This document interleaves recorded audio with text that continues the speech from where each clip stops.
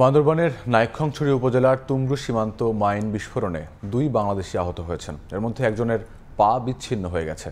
স্থানীয়রা জানান, শুক্রবার রাত 8:15টার দিকে সীমান্তের 32 ও 33 নম্বর পিলারের মাঝামাঝি এলাকায় মিয়ানমার অভ্যন্তরে হঠাৎ বিকট আওয়াজ শুনতে পান তারা। ঘটনাস্থলে গিয়ে রক্তাক্ত অবস্থায় নবী হোসেন ও আবু তাহের নামে 2 বাংলাদেশিকে উদ্ধার করেন। পরে তাদের কুতুপালংয়ের MSF হাসপাতালে নেওয়া হয়। স্থানীয়দের ধারণা, অবৈধভাবে মিয়ানমারে ঢুকতে গেলে মাইন বিস্ফোরণের ঘটনা ঘটে।